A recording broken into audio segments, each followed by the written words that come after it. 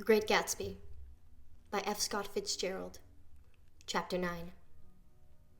After 2 years, I remember the rest of that day, and the night, and the next day, only as an endless drill of police and photographers and newspapermen in and out of Gatsby's front door. A rope stretched across the main gate, and a policeman by it kept out the curious. The little boys soon discovered that they could enter through my yard, and there were always a few of them clustered, open-mouthed, about the pool. Someone with the positive manner, perhaps a detective, used the expression madman as he bent over Wilson's body that afternoon, and the adventitious authority of his voice set the key for the newspaper reports the next morning. Most of those reports were a nightmare, grotesque, circumstantial, eager, and untrue. When Michaeli's testimony at the inquest brought to light Wilson's suspicions of his wife, I thought the whole tale would shortly be served up in racy pasquinade. But Catherine, who might have said anything, didn't say a word. She showed up a surprising amount of character about it, too. Looked at the coroner with determined eyes under that corrected brow of hers, and swore that her sister had never seen Gatsby, that her sister was completely happy with her husband, that her sister had been into no mischief whatever. She conceived herself of it, and cried into her handkerchief, as if the very suggestion was more than she could endure. So Wilson was reduced to a man deranged by grief, in order that the case might remain in its simplest form, and it rested there. But all this part of it seemed remote and unessential. I found myself on Gatsby's side, and alone. From the moment I telephoned news of the catastrophe to West Egg Village, every sunrise about him and every practical question was referred to me. At first I was surprised and confused. Then, as he lay in his house and didn't move or breathe or speak, hour upon hour it grew upon me that I was responsible, because no one else was interested. Interested, I mean, with that intense personal interest to which everyone has some vague right at the end. I called up Daisy half an hour after we found him. Called her instinctively and without hesitation, but she and Tom had gone away early that afternoon and taken baggage with them. Left no address? No. Said when they'd be back? No. Any idea where they are? How I could reach them? I don't know. Can't say. I wanted to get somebody for him. I wanted to go into the room where he lay and reassure him, I'll get somebody for you, Gatsby, don't worry. Just trust me and I'll get somebody for you. Mayor Wolfshine's name wasn't in the phone book. The butler gave me his office address on Broadway, and I called information, but by the time I had the number, it was long after 5, and no one answered the phone. Will you ring again? I've rung them 3 times. It's very important. Sorry, I'm afraid there's no one there.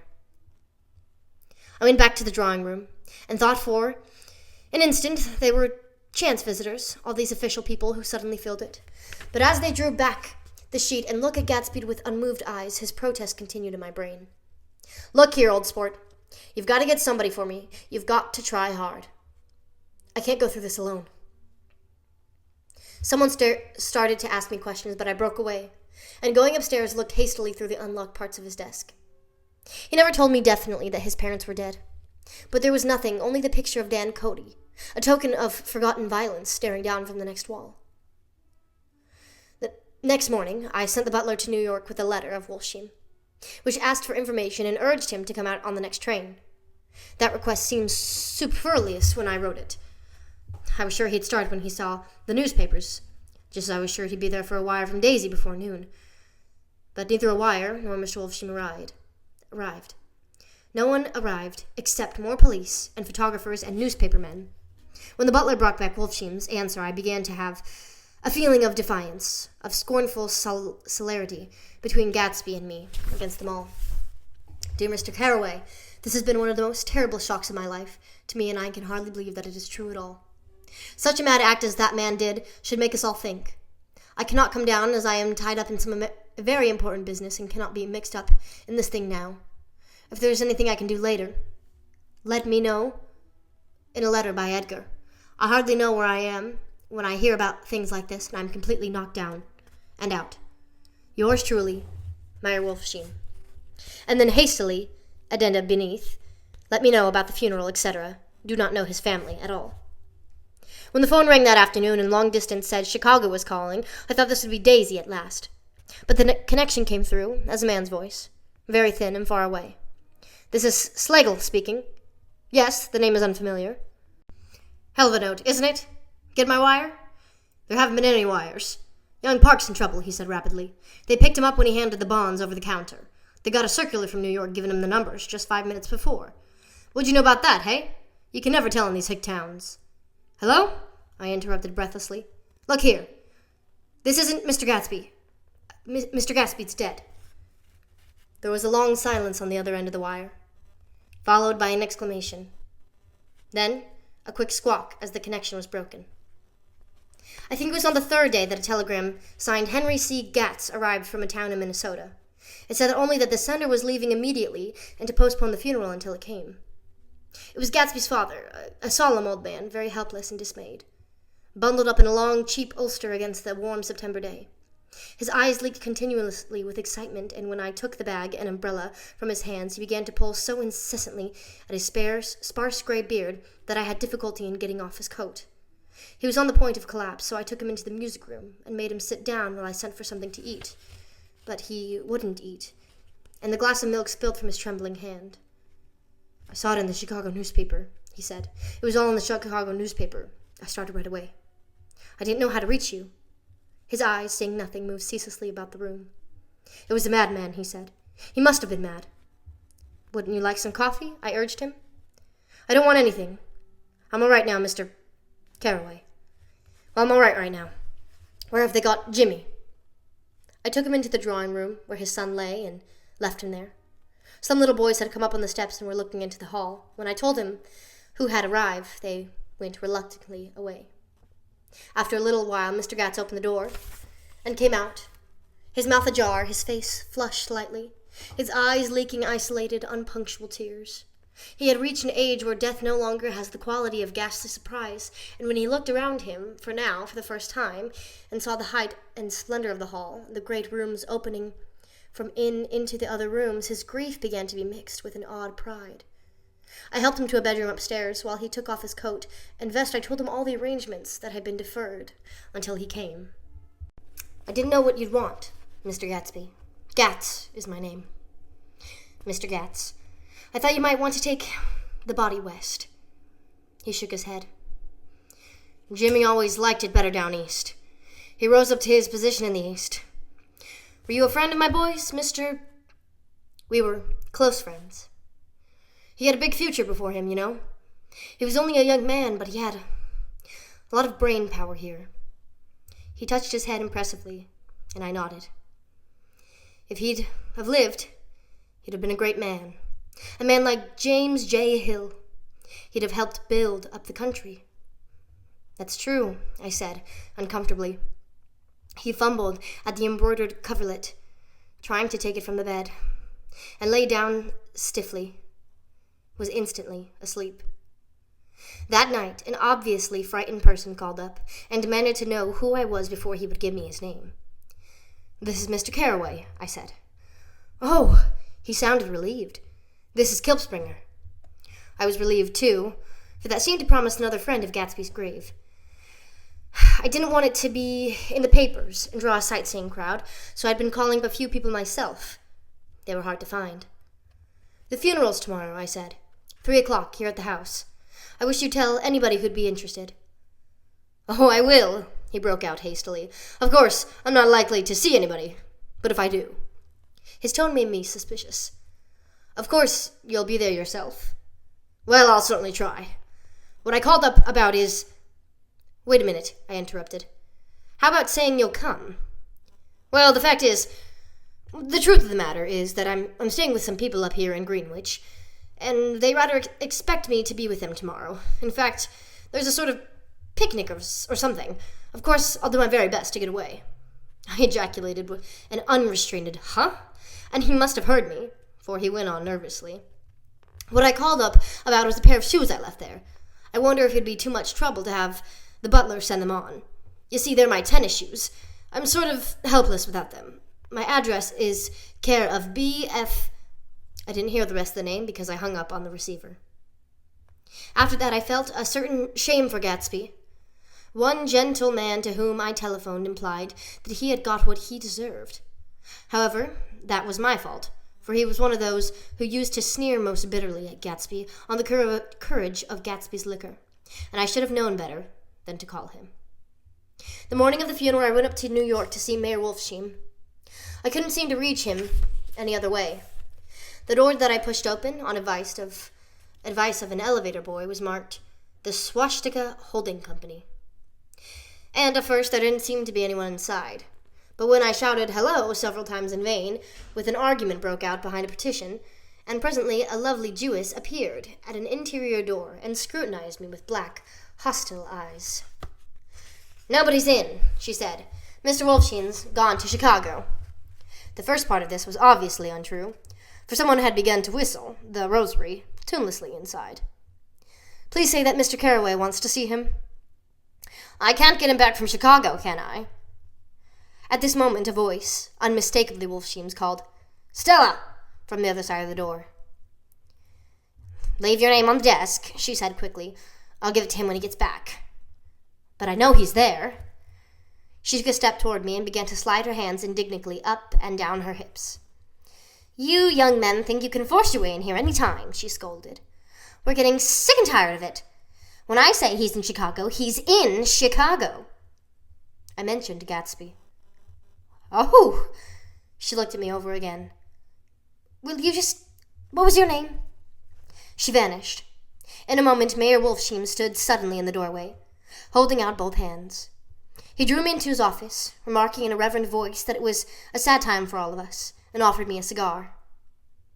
"My memory goes back to when I first met him," he said. "A young major, just out of the army, and covered over with medals he got in the war. He was so hard up, he had to keep on wearing his uniform because he couldn't buy some regular clothes.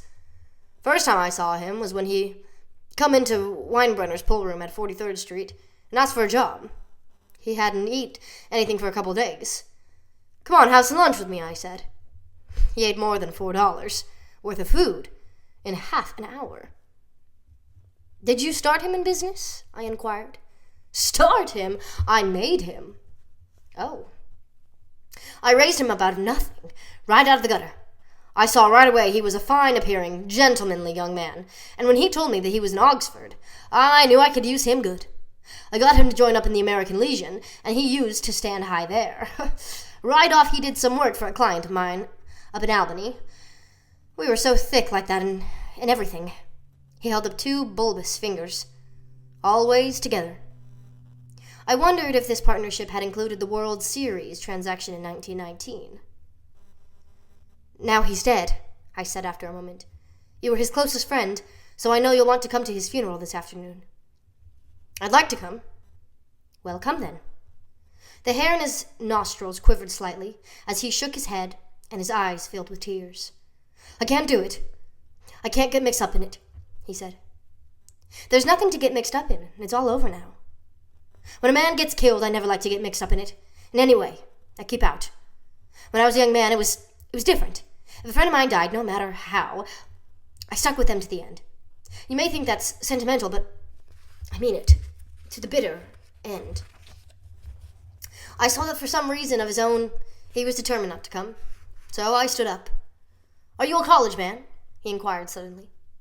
For a moment I thought he was going to suggest a gunegation, but he only nodded and shook my hand. "Let us learn to show our friendship for a man when he is alive, not after he is dead," he suggested. "After that, my own rule is to let everything alone." When I left his office, the sky had turned dark, and I got back to West Egg in a drizzle. After changing my clothes, I went next door and found Mr. Gatz walking up and down excitedly in the hall. His pride in his son and his son's possessions was continually increasing, and now he had something to show me. "Jimmy sent me this picture." He took out his wallet with trembling fingers. "Look here." It was a photograph of the house, cracked in the corners and dirty with many hands. He pointed out every detail to me eagerly. "Look there," and then sought admiration from my eyes. He had shown it so often that I think it was more real to him now than the house himself. "Jimmy sent it to me. I think it's a very pretty picture. It shows up very well." "Very well. Had you seen him lately?" "He'd come out to see me 2 years ago and bought me the house I live in now. Of course, we was broke up when he run off from home, but I see now there was a reason for it. He knew he had a big future in front of him, and ever since he made a success, he was very generous with me. He seemed reluctant to put away the picture, held it for another minute, lingering before my eyes. Then he returned the wallet and pulled from his pocket a ragged old copy of a book called Hopalong Cassidy. Look here, this is the book he had when he was a boy. It just shows you. He opened it at the back cover and turned it for me to see. On the last fly-leaf was printed the word schedule and the date September 2nd, 1906. And underneath, rise from bed, 6 a.m. Dumbbell exercise and walk scaling, 6:15 to 6:30. Study electricity, etc., 6:15 to 8:15. Work, 8:30 to 4:30 p.m. Baseball and sports, 4:30 to 5. Practice elocution, poise, and how to attain it, 5 to 6. Study needed inventions, 7 to 9. General resolves, no wasting time at shafters or a name indecipherable. No more smoking or chewing. Bath every day. Reading one improving book or magazine per week. Save $5, crossed out. $3 per week. Be better to parents. I come across this book by accident, said the old man. It shows you, don't it? It just shows you. Jimmy was bound to get ahead. He'd always got some resolves like this, or something. Do you notice what he's got about improving his mind? He was always great for that. He told me I ate like a hog once, and I beat him for it. He was reluctant to close the book, reading each item aloud and then looking eagerly at me. I think he rather expected me to copy down the list for my own use. A little before 3, the Lutheran minister arrived from Flushing, and began to look involuntarily out the windows for other cars. So did Gatsby's father. And as the time passed and the servants came in and stood waiting in the hall, his eyes began to blink anxiously, and he spoke of the rain in a worried, uncertain way. The minister glanced several times at his watch, so I took him aside and asked him to wait for half an hour. But it wasn't any use. Nobody came. About 5 o'clock, our procession of 3 cars reached the cemetery and stopped in a thick drizzle beside the gate. First, a motor hearse, horribly black and wet. Then, Mr. Gatz and the minister and I in the limousine. And a little later, 4 or 5 servants and the postman from West Egg and Gatsby's station wagon, all wet to the skin. As we started through the gate into the cemetery, I heard a car stop, and then the sound of someone splashing after us over the soggy ground. I looked around. It was the man with owl-eyed glasses whom I had found marveling over Gatsby's books in the library one night 3 months before. I'd never seen him since then. I don't know how he knew about the funeral, or even his name. The rain poured down his thick glasses, and he took them off and wiped them to see the protecting canvas unrolled from Gatsby's grave. I tried to think about Gatsby then for a moment, but he was already too far away, and I could only remember, without resentment, that Daisy hadn't sent a message or a flower. Dimly, I heard someone murmur, "Blessed are the dead that the rain falls on." And then the owl-eyed man said, "Amen to that," in a brave voice. We straggled down quickly through the rain to the cars. Owl Eyes spoke to me by the gate. "I couldn't get to the house," he remarked. "Neither could anybody else." "Go on," he started. "Why, my God, they used to go there by the hundreds." He took off his glasses and wiped them again, outside and in. "The poor son of a bitch," he said. One of the most vivid memories is of coming back west from prep school and later from college at Christmas time. Those who went farther than Chicago would gather in the old dim Union Station at 6 o'clock of a December evening with a few Chicago friends, already caught up in their own holiday gaieties, to bid them a hasty goodbye. I remember the fur coats of the girls returning from Miss This or That's, and the chatters of frozen breath, and the hands waving overhead as we caught sight of old acquaintances, and the matchings of invitations. "Are you going to Ordway's? Or Hershey's? The Schultzes?"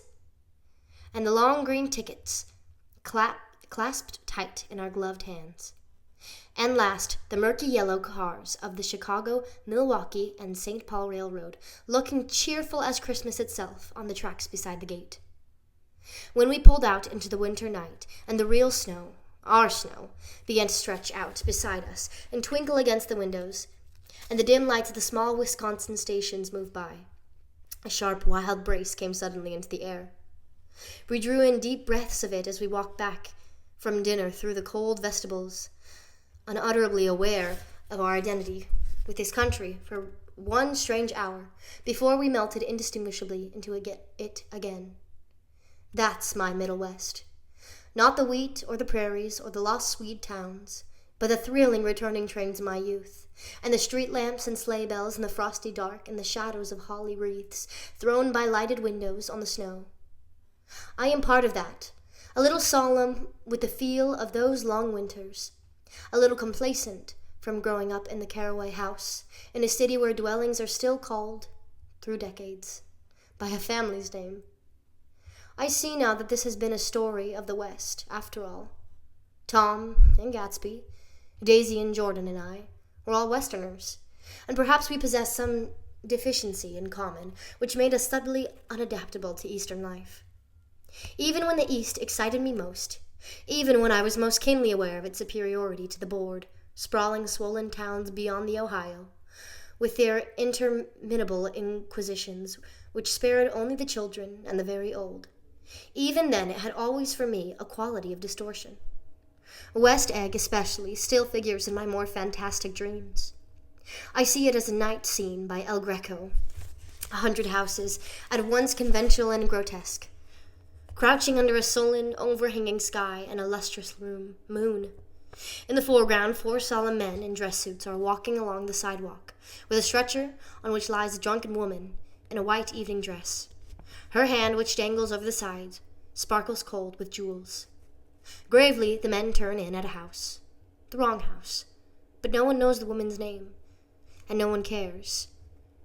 After Gatsby's death, the East was haunted for me like that, distorted beyond my eyes' power of correction. So when the blue smoke of brittle leaves was in the air, and the wind blew, the wet laundry stiff on the line, I decided to come back home. There was one thing to be done before I left, an awkward, unpleasant thing that perhaps had better have been left alone. But I wanted to leave things in order, and not just trust that obliging and indifferent sea to sweep my refuse away. I saw Jordan Baker, and talked over and around what had happened to us together, and what had happened afterward to me, and she lay perfectly still, listening in a big chair. She was dressed to play golf, and I remember thinking she looked like a good illustration, her chin raised a little jauntily, her hair the color of an autumn leaf, her face the same brown tint as the fingerless glove on her knee. When I had finished, she told me, without comment, that she was engaged to another man. I doubted that, though there were several she could have married at a nod of her head. But I was pretending to be surprised. For just a minute I wondered if I wasn't making a mistake. Then I thought it all over again quickly and got up to say goodbye. "Nevertheless, you did throw me over," said Jordan suddenly. "You threw me over on the telephone. I don't give a damn about you now. But it was a new experience for me, and I felt a little dizzy for a while." We shook hands. "Oh, and do you remember," she added, "a conversation we had once about driving a car?" "Why, not exactly." "You said a bad driver was only safe until she met another bad driver." "Well, I met another bad driver, didn't I? I mean, it was careless for me to make such a wrong guess. I thought you were rather an honest, straightforward person. I thought it was your secret pride." "I'm 30, I said. "I am 5 years too old to lie to myself and call it honor." She didn't answer. Angry and half in love with her, and tremendously sorry, I turned away. One afternoon late in October, I saw Tom Buchanan. He was walking ahead of me along Fifth Avenue in his alert, aggressive way, his hands out a little from his body as if to fight off interference, his head moving sharply here and there, adapting itself to his restless eye. Just as I slowed up to avoid overtaking him, he stopped and began frowning into the windows of a jewelry store. Suddenly he saw me and walked back, holding out his hand. "What's the matter, Nick? Do you object to shaking hands with me?" "Yes, you know what I think of you." "You're crazy, Nick," he said quickly. "Crazy as hell. I don't know what's the matter with you." "Tom," I inquired, "what did you say to Wilson that afternoon?" He stared at me without a word, and I knew I had guessed right about those missing hours. I started to turn away, but He took a step after me and grabbed my arm. "I told him the truth," he said. "He came to the door while we were getting ready to leave, and when I sent down word that we weren't in, he tried to force his way upstairs. He was crazy enough to kill me if I hadn't told him who owned the car. His hand was on a revolver in his pocket every minute he was in the house." He broke off defiantly. "What if I did tell him? That fellow had it coming to him. He threw dust into your eyes just like he did in Daisy's. But he was a tough one. He ran over Myrtle like you'd run over a dog and never even stopped the car." There was nothing I could say, except the one unutterable fact that it wasn't true. "And if you think I didn't have my share of suffering, look here, when I went to give up that flat and saw that damn box of dog biscuits sitting there on the sideboard, I sat down and cried like a baby. By God, it was awful." I couldn't forgive him or like him, but I saw that what he had done was, to him, entirely justified. It was all very careless and confused. They were careless people, Tom and Daisy. They smashed up things and creatures and then retreated back into their money or their vast carelessness or whatever it was that kept them together, and let other people clean up the mess they had made. I shook hands with him. It seemed silly not to, for I felt suddenly as though I were talking to a child. Then he went into the jewelry store to buy a pearl necklace, or perhaps only a pair of cuff buttons, rid of my provincial squeamishness forever. Gatsby's house was still empty when I left. The grass on his lawn had grown as long as mine. One of the taxi drivers in the village never took a fare past the entrance gate without stopping for a minute and pointing inside. Perhaps it was he who drove Daisy and Gatsby over to East Egg the night of the accident, and perhaps he had made a story about it all his own. I didn't want to hear it, and I avoided him when I got off the train. I spent my Saturday nights in New York, because those gleaming, dazzling parties of his were with me so vividly that I could still hear the music and the laughter, faint and incessant from his garden, and the cars going up and down his drive. One night I did hear a material car there, and saw its lights stop at his front steps, but I didn't investigate. Probably it was some final guest who had been away at the ends of the earth and didn't know what the party was over. On the last night, with my trunk packed and my car sold to the grocer, I went over and looked at that huge, incoherent failure of a house once more. On the white steps, an obscene word, scrawled by some boy with a piece of brick, stood out clearly in the moonlight, and I erased it, drawing my shoe raspingly along the stone. Then I wandered down to the beach and sprawled out in the sand. Most of the big shore places were closed now. There were hardly any lights except the shadowy, moving glow of a ferry boat across the sound. And as the moon rose higher, the inessential houses began to melt away until, gradually, I became aware of the old island here that flowered once for Dutch sailors' eyes, a fresh green breast of the New World. Its vanished trees, the trees that had made way for Gatsby's house, had once pandered in whispers to the last and greatest of all human dreams. For a transitory, enchanted moment, man must have held his breath in the presence of this continent, compelled to an aesthetic contemplation he neither understood nor desired, face to face for the last time in history with something commensurate to his capacity for wonder. And, as I sat there, brooding on the old, unknown world, I thought of Gatsby's wonder when he first picked out the green light at the end of Daisy's dock. He had come a long way to this blue lawn, and his dream must have seemed so close that he could hardly fail to grasp it. He did not know that it was already behind him. Somewhere, back in that vast obscurity beyond the city, where the dark fields of the Republic rolled on under the night. Gatsby believed in the green light, the orgastic future that year by year recedes before us. It eluded us then, but that's no matter. Tomorrow we will run faster, stretch out our arms further, and one fine morning. So we beat on, boats against the current, borne back ceaselessly into the past.